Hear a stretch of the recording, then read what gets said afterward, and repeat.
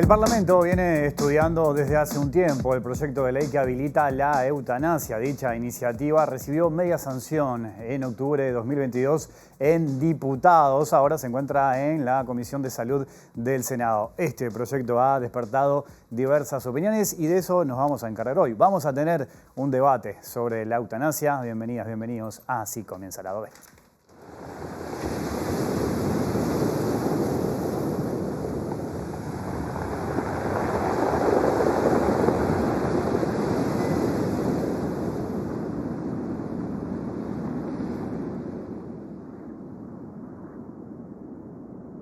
Trois conditions qui, elles, feront l'objet d'un examen par un médecin. Ces trois conditions, c'est d'être atteint d'affections graves et incurables.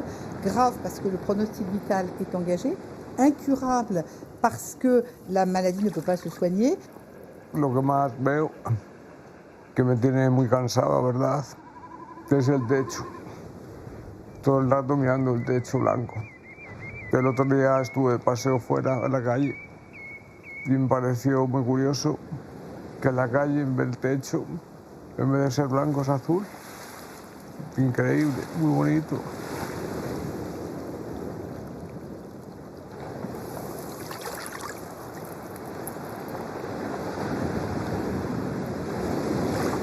Avanzamos hacia una sociedad más humana y más justa, pero sobre todo es un día importante para aquellas personas que se encuentran en una situación de grave padecimiento, y también lo es para sus familias y las personas cercanas.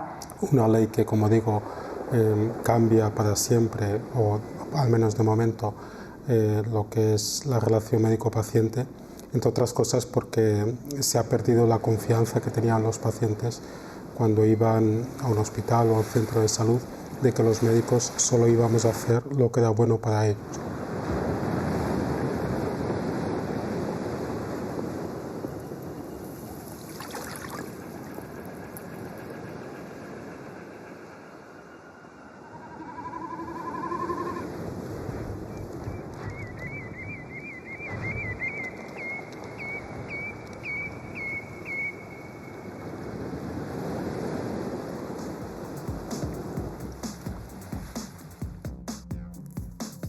Y de este tema tan importante vamos a hablar esta noche en vivo aquí en Lado B, en la pantalla de TV Ciudad, con una postura a favor y otra en contra. En primera instancia, saludo al diputado del Partido Nacional, Rodrigo Goñi. ¿Cómo andas, Rodrigo? Bienvenido a Lado B, gusto tenerte por acá.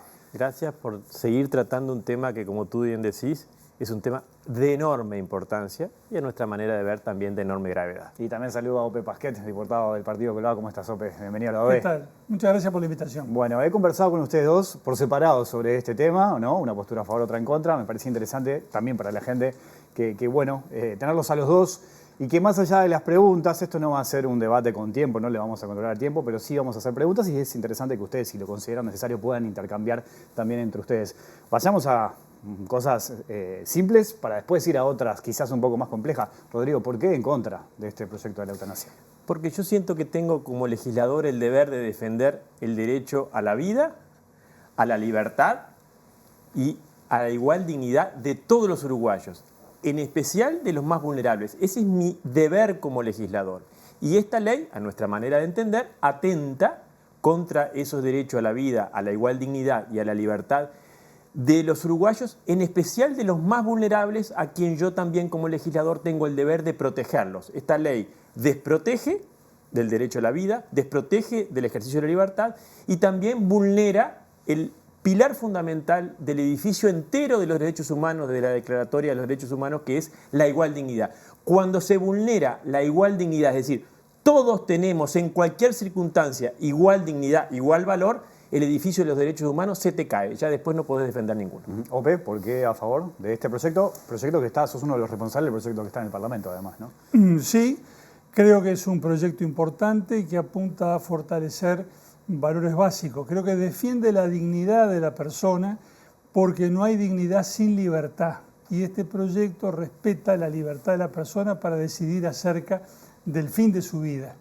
Yo creo que la vida es derecho, no es obligación, y nadie está obligado, nadie debería estar obligado a seguir viviendo cuando sabe que padece una enfermedad que es incurable, que es irreversible, cuando esa enfermedad lo hace sufrir de manera que le resulta insoportable y sabe que la ciencia no va a ayudarlo, que lo que le espera es la muerte con sufrimiento. Yo creo que esa persona no solamente tiene derecho a disponer de su vida en esas condiciones, sino que además tiene derecho a pedir la ayuda de los demás para poner fin a su vida cuando él no puede hacerlo. Entonces creo que esta es una ley humana, es como dice el presidente francés, una ley de fraternidad, para auxiliar al más vulnerable de todos, que es el que se está muriendo y que está sufriendo por la enfermedad que padece. Ese es más vulnerable que cualquier otro, que está postrado en una cama, sabiendo que se va a morir y que está sufriendo, ese es más vulnerable que cualquier otro. Y a ese creo que le debemos tender una mano y decirle, si usted de su libre voluntad quiere disponer de su vida, la sociedad uruguaya, el Estado uruguayo le permite que lo haga. Me quedo con un concepto importante en esta historia, el de la libertad. ¿Qué dimensión toma la libertad en esto? Es que no puede haber libertad si no hay opción. Y a los más vulnerables, que es a los que yo me siento en el deber de proteger, no le das la opción de eliminar el sufrimiento o matarte, o quitarte la vida.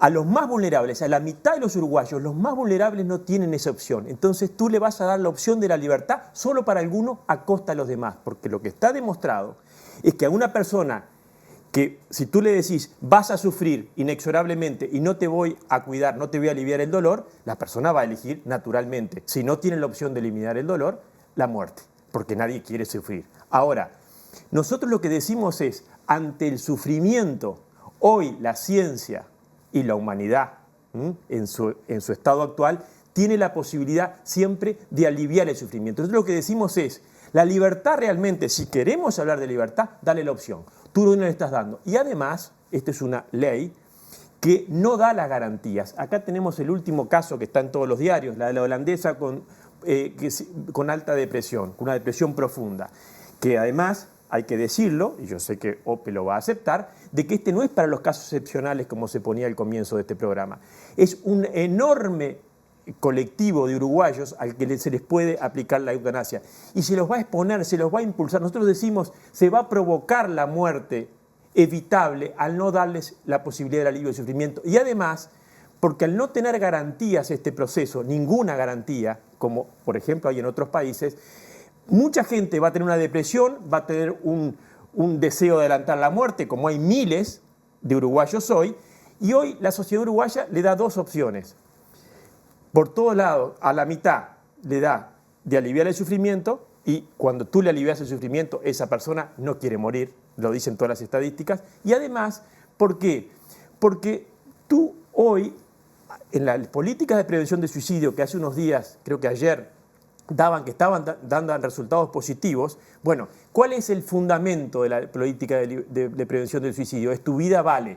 Tú te querés matar y yo te digo no, tu vida vale y trato de evitar que tú te mates. Bueno, esta ley va a echar por tierra todas las políticas de prevención del suicidio porque el fundamento de la prevención del suicidio es tu vida vale. Acá a algunos les vamos a decir tu vida, como bien decía Ope, hay vidas que no son dignas de ser vividas, más vale que te mueras y te ayudamos a matarte. Esa es nuestra convicción de que esto no es un tema de libertad. En todo caso, será libertad de algunos que tienen las opciones a costa de la libertad de los más vulnerables. Eso sí, lo podemos conversar y yo estoy convencido de que lo puedo demostrar. ¿Ope? Por supuesto discrepamos radicalmente con Rodrigo, ¿no? Para empezar, la eutanasia, como está presentada en el proyecto de ley, como existe en el mundo, es una opción libre de la persona de cuya vida se trata. No se le impone obligatoriamente a nadie. Uno lo escuchaba en algunos pasajes a Rodrigo y dice, no se le da la opción, parece que alguien va y lo mata al que está sufriendo, sin preguntarle nada. Y bueno, no es así. Se parte de la base de que es la persona la que libremente tiene que ser un adulto psíquicamente apto que dice, yo quiero poner fin a mi vida. Se lo dice a un médico. Y ahí está prevista en la ley que sea no uno, sino dos médicos actuando con total independencia los que verifiquen que se cumplen las condiciones establecidas en la ley. Una enfermedad incurable e irreversible o una condición de salud grave e irreversible que produzcan ambas un grave y progresivo deterioro de la calidad de vida y causen un sufrimiento insoportable a la persona que pide que se ponga fin a su vida. Ese es el planteo básico. Se dice no se le da opción. ¿Cómo que no se le da opción? Se parte de la libertad de la persona, que es la que tiene que poner en marcha el procedimiento. Y si en cualquier momento la persona dice no quiero seguir adelante, pues entonces se cancela inmediatamente el procedimiento. Creo que Rodrigo, cuando habla de opciones, se dice los cuidados paliativos para aliviar el sufrimiento. Estamos todos a favor de eso. Nadie puede, se me ocurre a mí que nadie puede estar en contra de los cuidados paliativos. Pero hay gente que pasa por los cuidados paliativos e igual pide la eutanasia. En Canadá, donde esto está estudiado, hace años que tienen la eutanasia, resulta que el 80% de las personas que piden eutanasia pasaron antes por cuidados paliativos. Lo que pasa es que llega un momento en que la gente se cansa, no quiere seguir luchando, los cuidados paliativos ya no la alivian y piden poner fin a su vida. Ese es el fenómeno completo. Y hay dolores, hay sufrimientos que los cuidados paliativos no logran mitigar. Y para empezar, los dolores morales. La persona que está postrada en una cama, el cuadripléjico que no puede moverse, que se pasa 30 años tirado en una cama, como el del protagonista de la película que es Mar Adentro, bueno, no sé si le dolía algo, pero me imagino el dolor en el alma, la angustia de estar 30 años así. Entiendo perfectamente que una persona así quiere decir, para vivir así, yo prefiero anticipar mi muerte. Eso no es alguien que venga de afuera a decirle usted tiene que morirse, es la persona la que juzga su propia situación, su propia condición y dice así no quiero vivir, la vida es mi derecho, no es mi obligación. Entonces, respetar esa voluntad es respetar la dignidad y la libertad de la persona de cuya vida se trata. Vamos a un último caso, el ejemplo, porque los ejemplos ayudan. Este caso que sale en todos los diarios del mundo. Una muchacha de 28 años con una depresión profunda, es decir, entra perfectamente, aplica nuestra ley, depresión profunda, es una patología, en principio o es irreversible o en su caso le genera una condición que la propia joven holandesa dice yo no quiero vivir más, así no quiero vivir más. Aplica esta ley. Nosotros aplica esta ley. No lo sé. Bueno, pues si es una depresión, vamos a un caso, el caso de la chica tiene una depresión profunda, dice que también tiene autismo, etc. Es una condición. Pero el punto es si es incurable e irreversible. Bueno, a ver, no. Yo no lo sé. Es una condición la depresión profunda, según dicen. Sí, pero es una condición. El médico que la pregunta es incurable e irreversible, porque si no es, no aplica nuestra ley. O una condición, en ese caso, pongamos una discapacidad. Pongamos una persona que está amputada, esa joven de 28, para no discutir el caso de la depresión, porque este proceso, lo que yo más discuto, es que los dos médicos que van a decir sí, dele la muerte, a un enfermero le va a decir, porque el médico probablemente lo que va a hacer en el 90% de los casos va a decirle al enfermero, dele una inyección, no está en condiciones de saber en este caso, y bien vale el caso, si esa persona, primero, tiene una enfermedad incurable, porque no es solamente la opción de los cuidados paliativos, es la opción de tratamientos que una persona quizás, y muy probablemente sin recursos económicos, con una depresión, no va a tener un tratamiento como corresponde para hacerla reversible.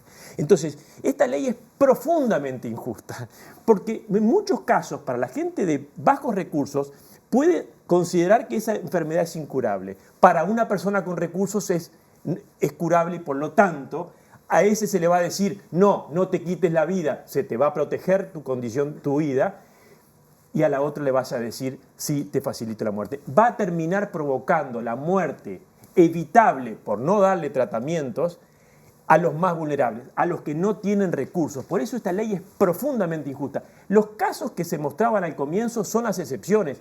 Acá esta ley aplica a decenas de miles de uruguayos que están en esa condición y que lamentablemente si se aprueba, si se da como en todos los países del mundo, ¿a quién se les va a dar muerte?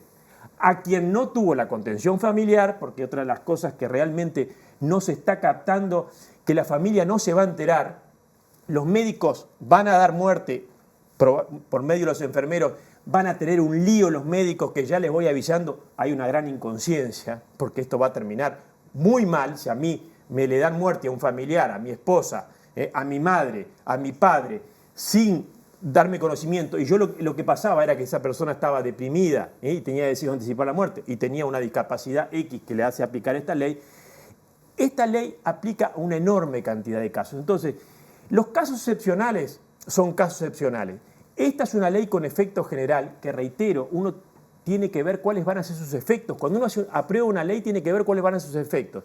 Y sobre todo, mi deber como legislador es ver cuáles van a ser los efectos sobre los más vulnerables. Sobre los más vulnerables van a haber muertes evitables por estas circunstancias que estoy expresando. Hay una realidad en el país de que no todas las personas, no toda la población accede a los cuidados paliativos, cerca del 60%. O a otros tratamientos, Vilmar, a otros tratamientos que le van a permitir revertir la enfermedad y que de bajos recursos no van a tener esa posibilidad. Este dato, y se le va a dar la muerte. ¿cuánto condiciona este dato, por ejemplo, esta discusión? Pero permítanme, hablando de los cuidados paliativos y la gente que no accede a ellos, detengámonos a razonar serenamente sobre esa situación. Una persona que padece una enfermedad incurable e irreversible, que está sufriendo, que ve que su calidad de vida se deteriora día a día y para la cual por X razones, por X motivos, no hay cuidados paliativos disponibles. Supongamos, no sé, el lugar donde vive la persona, la razón que fuere, porque sabemos que los cuidados paliativos están llegando hoy más o menos 70% de la población. Supongamos que esa persona no tiene los cuidados paliativos. Entonces, ¿qué le decimos? Mire, amigo, como a usted no le llegaron los cuidados paliativos, no están disponibles para usted, tampoco va a estar disponible para usted la eutanasia, es como una doble sanción. O sea que no tiene más remedio que seguir sufriendo hasta el final, porque como no llegan los cuidados paliativos, tampoco le vamos a permitir la eutanasia. Me parece que, seguramente de forma involuntaria, pero eso es de una crueldad terrible. En nombre de la dignidad y el valor y todas esas cosas le dicen ni cuidado paliativo ni eutanasia, tenés que sufrir hasta el final. ¿Y quiénes son los que sufren más con eso? ¿Quiénes son los que están más expuestos a eso? ¿Los que tienen dinero? ¿Los que se atienden en el Británico? ¿O los que están perdidos en el medio del campo y no llegan a nada de eso? Los más vulnerables, esos son los que están peor. Porque hoy por hoy, la gente que dispone de medios, bueno, el que dispone de muchos medios se va a morir a Suiza, allí hay suicidio asistido, no tiene ningún problema, cosa que ocurre en el mundo. Hay gente que va a Suiza precisamente para poner fin a su vida. O sea, el que tiene dinero se las arregla, el que no lo tiene que apelar a las leyes del Estado, que es donde hay que demostrar la fraternidad y la solidaridad. ¿Y quiénes lo van a hacer? Los médicos. Yo veo que acá se piensa que los médicos son una especie de asociación para delinquir que están esperando un resquicio legal para matar a los pacientes que le dan trabajo y rogan costos a la mutualista para la que trabajan. Yo no tengo esa percepción y tomo nota del dato de que el sindicato médico hizo una encuesta entre sus afiliados y resulta que el 80% de los médicos está a favor de la eutanasia. Entonces, ¿eso es porque los médicos son una manga de bandidos y asesinos que están esperando matar gente o porque conviven con el dolor y con la muerte y con la angustia y saben perfectamente que hay casos en los cuales no hay salida y que lo que la persona está esperando es la posibilidad de anticipar una muerte que es ineluctable? Ahora, he escuchado también a paliativistas que están de acuerdo con Rodrigo y se enfrentan a la ley de eutanasia y dicen que no la quieren. Los otros días una doctora en una charla que tuvimos en el Colegio de Abogados decía: yo debo haber atendido a lo largo de mi vida profesional a unas 30.000 personas, 30.000 pacientes, y creo que me dijo, me sobran los dedos de una mano para contar los casos en que una persona pidió la muerte. Entonces yo digo, si partimos de esa experiencia, que yo no dudo que sea cierta, porque creo en la palabra de esa doctora, no tengo por qué dudar, ¿por qué vamos a pensar que si entra en vigencia esta ley va a haber una especie de estampida hacia la eutanasia y que la gente va a salir locamente a pedir que la maten? No hay razón para pensar en algo así. La gente va a seguir actuando como actúa hoy. Trata de superar, trata de seguir viviendo, trata de no sufrir, pero hay casos desesperados donde eso no puede ocurrir. La gente sufre. Yo estuve a fines del año pasado en Rivera, porque una persona que padece esclerosis lateral amiotrófica hace años ya y está en las etapas finales de la enfermedad, me envió un amigo para que me pidiera que yo fuera a verlo. Y fui a verlo a Rivera.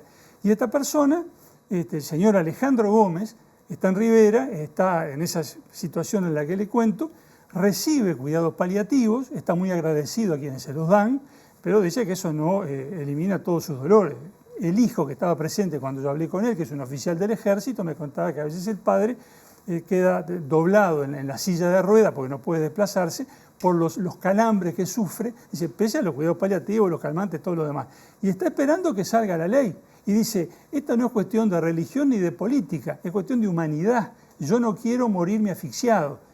Hagan algo para que no tenga que llegar a ese final. Es de esto que estamos hablando. Primero, los que saben, y con todo el respeto a OPE, son los paliativistas, que te dicen que nadie va a morir sufriendo ni nadie va a morir asfixiado. Ahora, el razonamiento que va aceptando y que yo escucho de OPE va confirmando el principal fundamento que yo tengo hoy para rechazar la aprobación de esta ley. Van a morir los más vulnerables. ¿Por qué?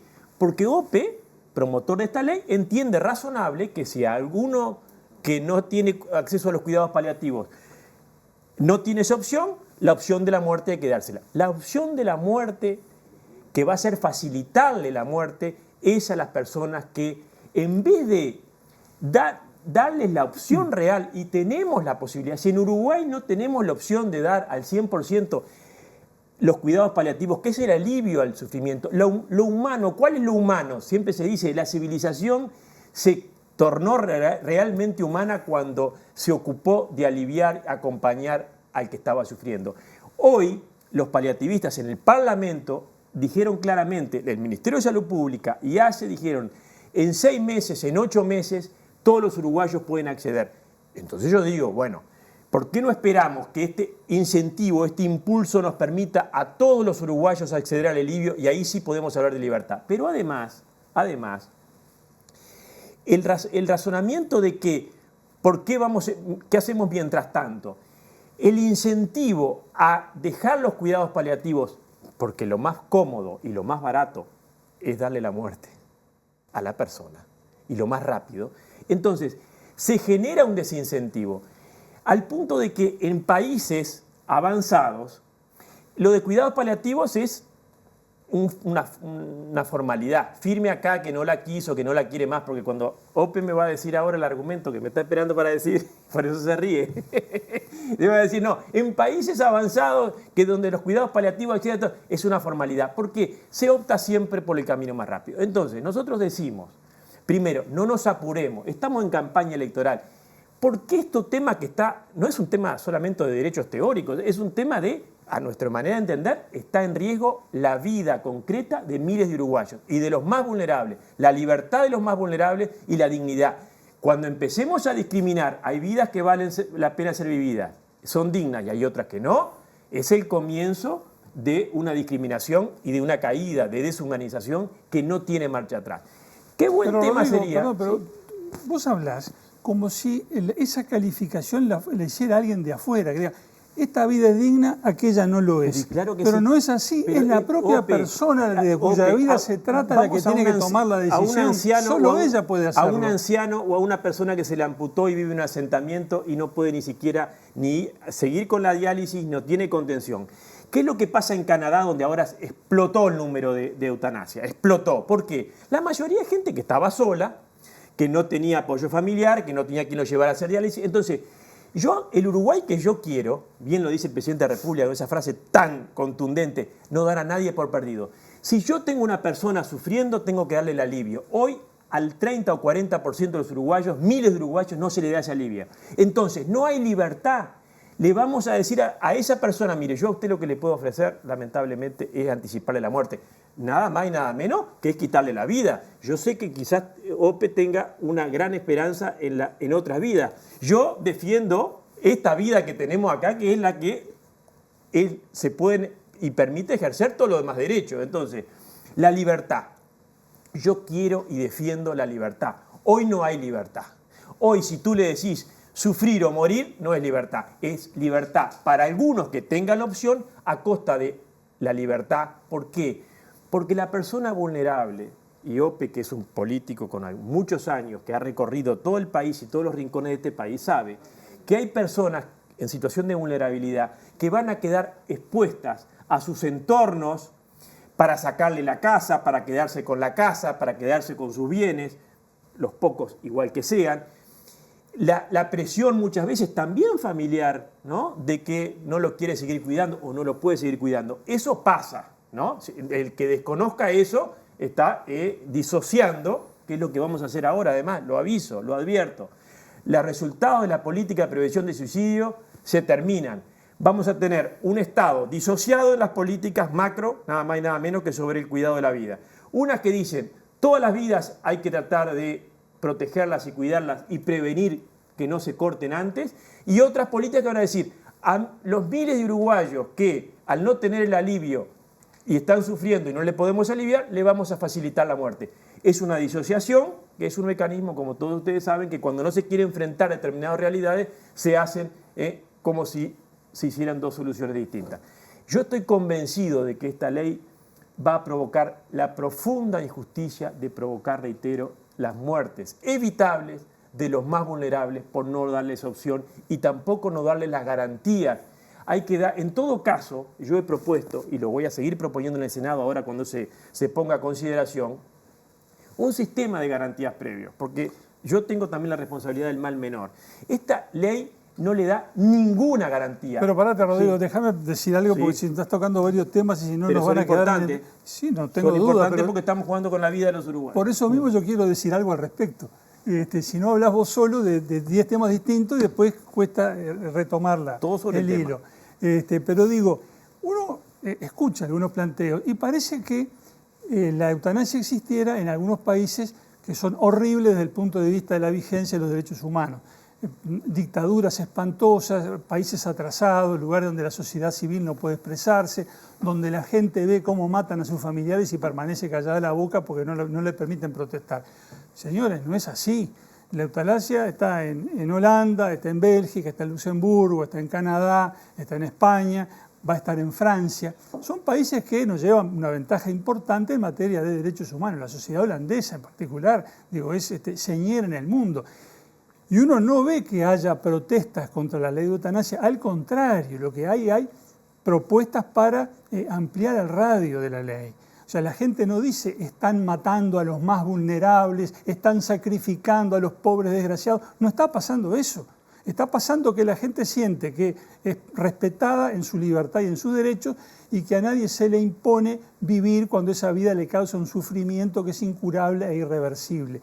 Y es lo que queremos nosotros para acá, con una ley que establece garantías, que la actuación de 2 médicos independientes que van a controlar que se cumplan los requisitos que la ley establece, entre los cuales está que la voluntad que expresa la persona sea una voluntad libre, seria y firme. Libre porque no tiene que responder a presiones del entorno, ni de la familia, ni de nadie. Eso tiene que relevarlo el médico, los 2 médicos que actúan independientemente a través de las entrevistas con el paciente. Una voluntad seria, porque si la persona simplemente dice que se quiere matar porque quiere que le presten atención, que vayan a visitarlo, bueno, en ese caso no puede haber eutanasia. Y firme, porque si un día dice que sí y el otro día dice que no, que está dudando, que no sabe, bueno, allí tampoco puede haber eutanasia. ¿Quiénes van a controlar esto? Los médicos. ¿Confiamos en los médicos o no confiamos en los médicos? Sí, confiamos en los médicos porque son las personas que la sociedad prepara y educa para asistir al que está enfermo, y asistirlo en la hora de la muerte es parte del deber del médico. No, hasta ahora no, sí, hasta ahora ha sido una prohibición. Los médicos nunca pudieron matar al paciente. Nunca pudieron aplicar la eutanasia no, pero asistir y ayudar a la hora de la muerte sí. De hecho, hay un código de ética médica que en el artículo 46 le prohíbe a los médicos aplicar la eutanasia. Desde hace 2500 pero en el artículo años, 48 dice que tienen que continuar la asistencia hasta el momento de la muerte, cosa que los propios médicos ponen de manifiesto diciendo que hay una contradicción en su código de ética. Pero quiero ir a otra cosa que me parece muy importante. Actualmente los médicos pueden aplicar sin contralor de ninguna naturaleza y por su sola voluntad lo que se llama la sedación paliativa, que significa que la persona pierde la conciencia, deja de sufrir y de ahí transita hacia la muerte. Cuando antes se decía, hace 15, 20, 30 años, fulano está muy mal, le van a dar el cóctel. El famoso cóctel, ¿no? Bueno, ahora no se dice más eso, ahora se dice, avisaron a los familiares que vayan a despedirse porque lo van a sedar. Cuando dicen eso, es que ya la cosa no tiene retorno, lo van a sedar. Y esa decisión la toman los médicos sin consultar a nadie ni pedir el dictamen de otro médico. Cada médico por sí, ante el paciente, según sus luces, según su criterio, las conversaciones que podrá tener o no con el paciente o con los familiares, dispone. Esta ley lo que dice que para aplicar la eutanasia se requiere la voluntad del paciente expresada por escrito y más de una vez, y además la actuación de 2 médicos independientes que van dejando constancia de sus actuaciones en la historia clínica del paciente, que después pasa al Ministerio de Salud Pública, que tiene que revisar que todo se haya hecho conforme a la ley. Muchas más garantías que las que hay hoy para la aplicación de la sedación paliativa. No es así. La sedación paliativa no es darle muerte a un paciente. Y lo que los médicos no han tomado conciencia, y sí pasa en otros lados, los médicos que empiezan a hacer eutanasia, es decir, le darle muerte al paciente, matar al paciente, los efectos que sobre el médico, en su cuestión emotiva, su salud mental y por supuesto en la desconfianza que genera inmediatamente entre, como decía también al comienzo del programa, entre los médicos y los familiares y los pacientes, es enorme, porque un médico que te va a matar, la sedación paliativa no te mata, la sedación paliativa te quita el dolor, tú no tenés conciencia del dolor, pero la que te va a dar muerte es la enfermedad. Hay una diferencia muy importante. Cuando en países de Holanda, Canadá, que las eutanasias es una línea que siempre va creciendo y se van agregando cada vez más, porque casos, ¿por qué? Porque se va naturalizando. Yo no quiero una sociedad así.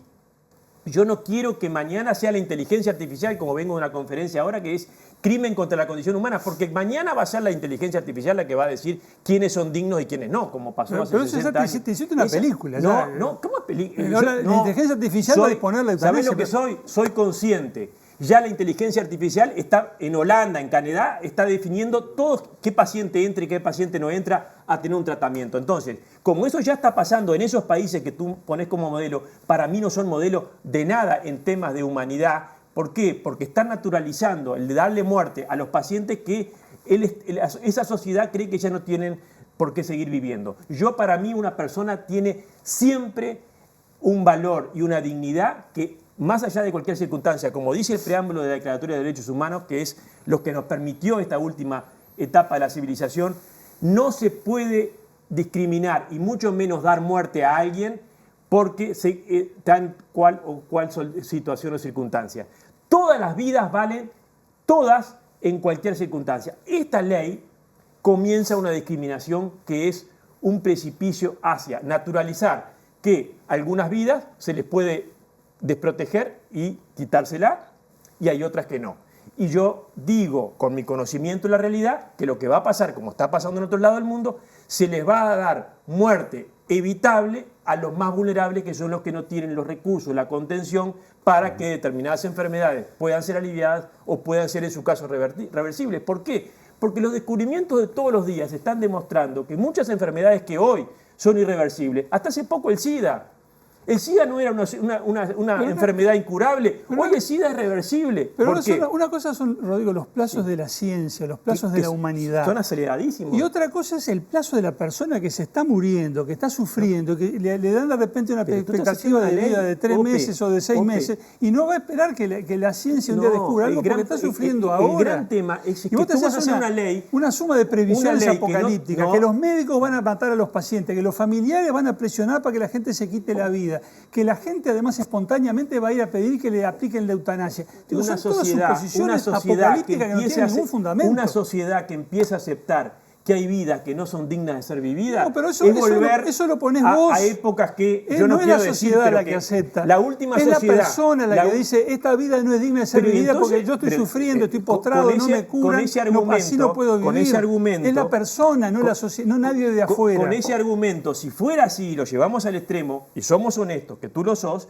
entonces le damos la libertad a todos. Porque si queremos realmente la libertad para decidir cada uno cuándo se quita la vida y cuándo su vida no es digna de ser vivida, se la damos a todos. Entonces, si es cuestión de libertad, ¿por qué no? No. Porque tú le estás diciendo a la que está enfermo y a la que está vulnerable que su vida vale menos. Esa es la crueldad. Cierto, Rodrigo, no es así, pero vamos a tratar de razonar de a poco. Primero, el hecho de que algunos, los que estamos convencidos de esto, digamos, a las personas que atraviesan una situación en la cual padece una enfermedad incurable, irreversible y sufrimiento y deterioro de la calidad de vida, a esas personas hay que reconocerles el derecho a pedir y obtener la anticipación de su muerte. Eso nos obliga, por alguna conexión lógica, a decir, y entonces a la persona perfectamente sana, en la plenitud de sus facultades, que no sufre ninguna enfermedad de ningún tipo, ni física ni mental, a ese también tenemos que reconocerle el mismo derecho porque se lo reconocimos a este que está enfermo y sufre. No, a situaciones distintas, la tratamos de modo distinto. Al que la persona que padece la enfermedad incurable e irreversible, verificada por 2 médicos, que sufre, etcétera, etcétera, decimos, bueno, para usted hay determinadas opciones. Ahora, al que está sano, no le damos esa opción. Y no violentamos la lógica ni ningún principio, al contrario, aplicamos el viejo criterio de que hay que juzgar de manera distinta en situaciones diferentes. Nuestra gran diferencia. En este último razonamiento de Ope, le vamos a dar la opción de quitarle la vida en forma anticipada al enfermo. Y eso para mí Sí, es la claro. mayor crueldad, la mayor discriminación, la mayor injusticia. ¿Por qué? Pero Porque preguntale para al mí, enfermo. al más vulnerable, al enfermo, al anciano, al que tiene una discapacidad, es donde más tenemos que ofrecerle el cuidado, porque eso es lo que le da valor. ¿Por qué se previenen los suicidios? Porque la eutanasia es un suicidio asistido, tú le facilitas el suicidio, ¿verdad? No, no es un suicidio. En el suicidio actúa la propia persona sobre su Pero vida. seríamos- En la eutanasia actúa un tercero Pero sobre la vida de quien mucho lo pide. peor. Primero, es un suicidio pero- porque el que decide quitarse la vida es la persona, en tu razonamiento. Sí. En tu razonamiento. Entonces, es un suicidio. No, porque la Entonces, acción no la toma la propia persona. Eso mucho es peor. conceptual, la pero toma mu- otro a pedido de la persona. Mucho peor. Pero no es lo mismo eutanasia que pero suicidio. Es mucho peor la eutanasia que el suicidio Esa es tu asistido. opinión, está bien, pero son dos cosas Lo que pasa distintas. es que reconocer que se sacó porque el suicidio asistido quedaba feo con las políticas de prevención del suicidio, el Frente Amplio lo sacó al final. Es decir, es un maquillaje para no poner lo que realmente es. La eutanasia es quitarse la vida, con ayuda es decir, ayuda, asistencia de un médico, un enfermero que va a ser el que le va, en la enorme mayoría de los casos, va a ser el que le va a quitar la vida. Reitero, con los enormes efectos perjudiciales también para todo el personal médico y para los enfermeros que van a tener una enorme cantidad de problemas. En su persona, el que crea que es inocuo dar muerte un día sí y otro también a los pacientes, es el que realmente no ha estudiado realmente el impacto de enorme gravedad, de enorme injusticia y de enorme deshumanización que esta ley para mí va a traer si se aprueba. Pero, o sea que tengo que terminar. los 30 médicos del segundos para cada uno. Los A ver, médicos del sindicato sí. médico, que en un 80% se manifestaron a favor de la eutanasia, no entienden su propia situación, no comprenden como Rodrigo lo que les va a pasar. O sea, los médicos no saben, los diputados y abogados sí pueden decir lo que les va a pasar a los médicos. Yo no creo eso. Creo que los médicos son perfectamente capaces, que actúan honesta y dignamente y que van a hacer en el Uruguay, si esta ley se aprueba, lo mismo que están haciendo en muchos otros países del mundo donde esto se aplica sin protesta de la sociedad civil. Al contrario, se considera un avance civilizatorio, una ley de la fraternidad, como dice Macron, y ojalá la tengamos en Uruguay para que casos como el del señor Alejandro Gómez, que está sufriendo y temiendo morirse de asfixia, encuentre una solución más humana que esta que le damos hoy, que no es ninguna solución. Porque hoy en el Uruguay, tanto la eutanasia como la ayuda al suicidio son considerados delitos y están penados por la ley, Rodrigo, en 30 todos los segundos para casos. el El Uruguay humano que yo quiero para hoy y para el tiempo que viene es más y mejor cuidado al enfermo, al que está solo, al que tiene una discapacidad. Aliviar el dolor es la mejor alternativa, la mejor opción de humanidad. Fraternidad, decirle fraternidad con el debido respeto, lo dice Macron, fraternidad, matar, darle muerte al vulnerable, para mí es realmente una barbaridad. Eso es deshumanización y reitero, es un camino sin retorno. Y lo peor de todo esto es que vamos a naturalizar dar muerte a los enfermos para las generaciones que vienen, reitero, camino de deshumanización y sin retorno. Rodrigo Goñi, Ope Pasquet, les agradezco muchísimo la visita a este intercambio con este nivel y con esta altura, con esta pasión además que cada uno defiende sus ideas. Gracias, la seguimos en otro momento, ¿les parece? Gracias por la invitación, ¿cómo no? Hacemos una pausa, hay mucho más lado B, ya seguimos aquí en la pantalla de TV Ciudad.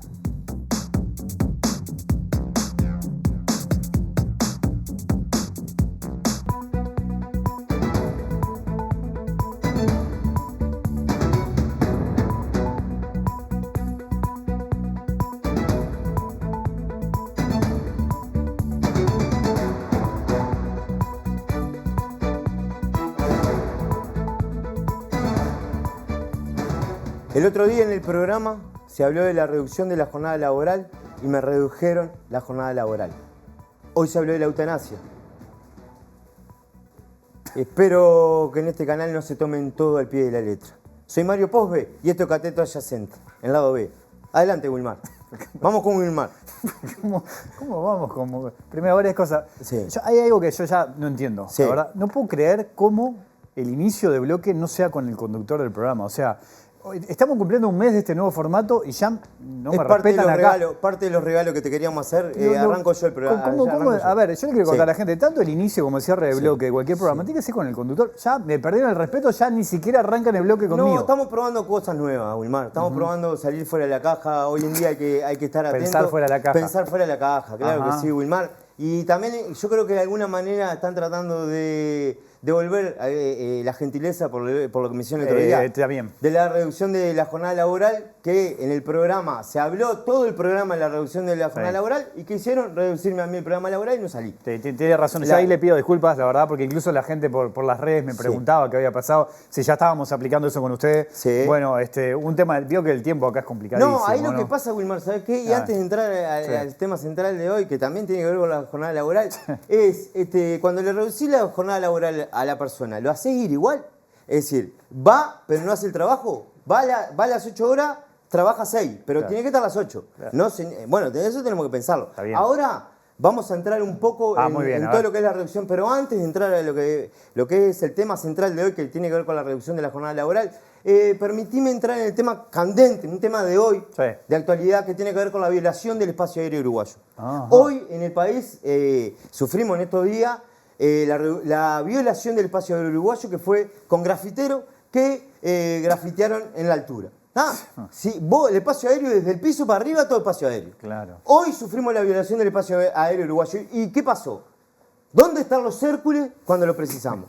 ¿Dónde están nuestros aviones Hércules que nos costó un platal cuando lo precisamos? Porque en este caso los aviones Hércules nos costaron un platal. Ajá. Los aviones Hércules tienen un costo y no una inversión. Porque, ¿sabés cuál hubiese sido la inversión? Si el titular, hoy los titulares dicen grafitero de no sé dónde, grafitearon todo el espacio aéreo uruguayo. Hubiese sido una inversión si hoy los titulares hubieran dicho los aviones Hércules uruguayos impidieron que el grafitero violaran el espacio aéreo uruguayo. ¿Dónde está? ¿Y qué pasó con los aviones Hércules uruguayos? ¿Dónde están? ¿Qué ha pasado con ellos? No ha sido un buen negocio, eso seguro. Yo no quiero entrar en consideraciones, permitime, Wilmar. Lo que sí quiero decir, y esto tiene que ver también con nosotros, con los periodistas, con nuestro gremio, porque muchas veces la gente no me habla, pero quiero decir lo siguiente. Esto pasa, porque es obvio que iba a pasar esto, porque esto pasa a unos días de tener la noticia en todos los portales uruguayos, que los aviones uruguayos, los aviones Hércules uruguayos están fuera de servicio. Sí. ¿Cómo vamos a publicar eso? ¿Vos te pensás que los enemigos no miran los portales? La inteligencia del enemigo no se levanta y mira los portales, los grafiteros de esto. ¿Por qué vinieron ahora y no hace 3 meses? Usted dice porque sabe que los Hércules no pueden andar. Y saben que el espacio aéreo no damos pie con bola si no tenemos nada para defenderlo. Pero usted considera porque están fuera de servicio nuestros aviones. Que el Hércules podría haber impedido, por ejemplo, estos grafitis. Yo no opino en esto, yo soy un periodista. El espacio, yo lo que sé es que cómo se compraron los espacios aéreos para defender, se compraron los aviones Hércules para defender el espacio aéreo uruguayo, para que sean soporte de diferentes ministerios del Uruguay, y hoy no lo están haciendo. Hoy no lo están haciendo. Hoy, gente uruguaya en su espacio aéreo vio toda su casa grafiteada.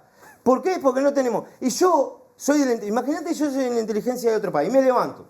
Yo soy un miembro de la inteligencia de otro país, me levanto.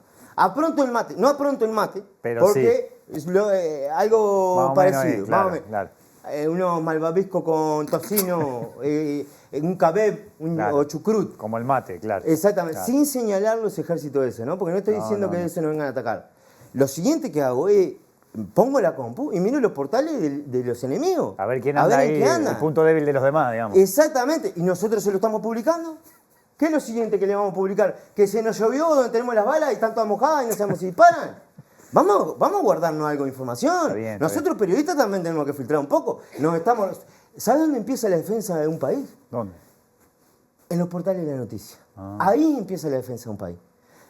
Por algo que trataban en las grandes guerras trataban de interceptar todas las noticias que hubiesen. Y nosotros estamos regalando el espacio aéreo uruguayo. Pero no voy a hablar de eso hoy. El lunes viene un informe especial sobre la violación del espacio aéreo uruguayo y cómo estamos regalados. ¿Está trabajando en esa investigación? Esa investigación viene el lunes, porque somos un colador en el aire. Así quiero decir. Bueno, ¿qué dice, gente? Bueno, cambiamos de tema. Cambiando un poco de tema. El otro día, y si vienen las imágenes, se habló de la reducción de la jornada laboral. Noticia de actualidad eso, Bueno, ¿dónde empieza y termina la actualidad? Bueno, está bien. Y si esto lo están mirando en YouTube, bueno, claro. dentro de 6 semanas, está bien. No pongan esto salvo que sea en vivo. Claro. Wilmar, estamos en la era de que no importa. Yo puedo estar hablando como una actualidad, noticia de la media. Que es muy buen aporte ese que está haciendo usted. Muchísimas gracias. Usted está actualizado. Porque aparte de Esa algo es que la yo clave. aprendí acá es que no nos vamos a andar midiendo el periodismo, ¿sabes? Exactamente.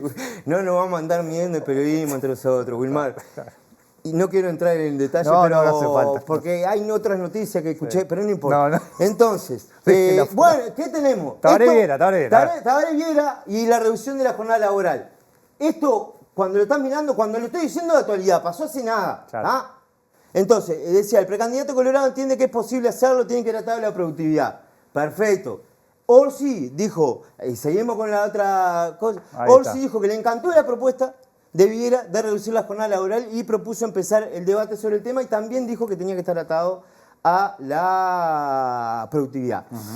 El tema es ese. Por otro lado quiero decir esto, porque hay otra noticia que habla, pero no quiero entrar directamente en esa noticia, pero yo pienso, viene mi patrón y me dice que tengo que donar el 40% de mi salario y yo voy a estar loco la vida y le voy a decir, yo te lo dono, ahora yo bajo a 6 horas mi horario de trabajo. Claro. Eso, estoy encantado de la vida de donarlo, pero si me baja el horario de trabajo. Y ahí es que empezamos a atar. Y la pregunta es, y el tema es cuando dicen atado a la productividad, ¿qué quiere decir eso?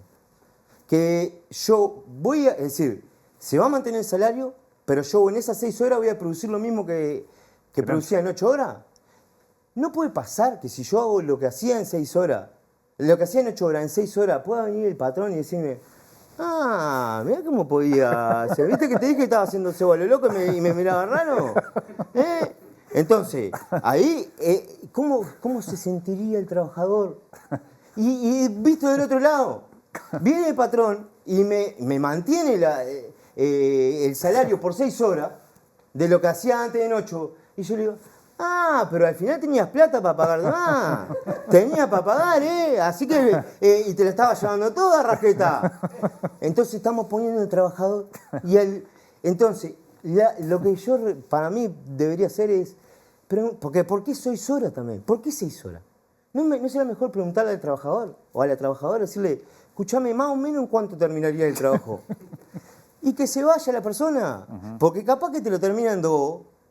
¿Y por qué ahora, si yo tengo que estar 6 horas, y yo voy a estar 6 horas para hacer ese trabajo, y si tengo que estar 8, voy a estar 8, y si estoy 2, te lo termino en 2. Usted dice que esa es la verdadera productividad en realidad. La verdadera productividad es la libertad. Está en el trabajador. Qué bueno. Y yo no me acuerdo cómo era el nombre, pero este tenía un nombre que no le voy a decir ahora porque me estoy olvidando. Seguimos con la información, no sé si le puedo seguir. Sí, seguimos. Teníamos esto, ¿no? Vamos a seguir atando, porque lo de la reducción de la jornada laboral trae otras cosas a colación. Pero antes vamos a ir a otra noticia, que era la de Laura Raffo. Ahí está. Raffo propone crear 15.000 puestos de trabajo para jóvenes y personas que no hayan terminado el liceo. Excelente. La pregunta es, ¿estos 15.000 puestos de trabajo se suman a los 100.000 puestos de Sartori, que produce el Sartori? O en el caso que no se sumen, ¿se le resta a Sartori y quedan 85.000 los de Sartori y 15.000 los de Raffo? Y la otra que digo, pongamos el hipotético caso que sean 115.000 puestos de trabajo. Claro. Son los 15.000 de Raffo y los 100.000 de Sartori que pueden llegar en cualquier momento. Él no dijo cuándo lo iba a traer. Dijo que eran 100.000 puestos. Está bien. Tenemos 115.000 pesos por un lado y yo lo guardo en el bolsillo. 115.000 puestos de trabajo. Ahora, y este dato no es menor. Y personas que no hayan terminado el liceo. ¿Está hablando de Talvi? Que no solo no terminó uno, sino 135 le faltaron. ¿Y qué pasa si se hacen esos 135 y se ponen personal, se crean puestos de trabajo, ponen 40 puestos de trabajo para un liceo, que es para adscritos, subdirectoras, funcionarios, 40. Más 60 de docentes, tenemos 100 puestos por cada liceo. Multiplicado por 135 nos da 13.500 puestos de trabajo. Más los 115.000 que yo había guardado en el bolsillo, tenemos 128.000 puestos de trabajo. Eso sin contar todos los puestos de trabajo que van a generar los demás candidatos que en cualquier momento empiezan a ofrecer los puestos de trabajo. Claro. Entonces, pongamos que si cada uno ofrece, pero podemos llegar a tener, dentro de muy poquito, 300.000 puestos de trabajo. Así como si nada. Pumba, 300.000 puestos de trabajo más los uruguayos. Y aparte que tenemos 30 candidatos, imagínese, ¿no? Bueno, por eso. Y si a esos 300.000 puestos de trabajo le sumamos todos los puestos de trabajo que se pueden generar por reducir la jornada laboral a 6 horas, que de 2 turnos pasa a 3, yo más o menos, según los cálculos que hizo a grosso modo, estaríamos hablando de 500.000, 600.000 puestos de trabajo. Es un montón. Claro que sí, y ahí está el punto. ¿De dónde sacamos gente para ocupar esos puestos de trabajo? ¿De dónde sacamos la gente? Si por otro lado tenemos que la tasa de natalidad no está subiendo, que somos pocos. Cada vez somos menos. Entonces estamos generando un montonazo de puestos de trabajo sin pensar que antes tenemos que generar la gente para poner en los puestos de trabajo. O lo otro, y esto es lo que quiere decir a grosso modo hoy, no podemos hacer las dos cosas a la vez. O creamos los puestos de trabajo o se baja el horario de la jornada laboral. No estamos hoy con recursos humanos suficientes como para que estas dos ideas vayan juntas. ¿Se entiende? Sí, sí, claro.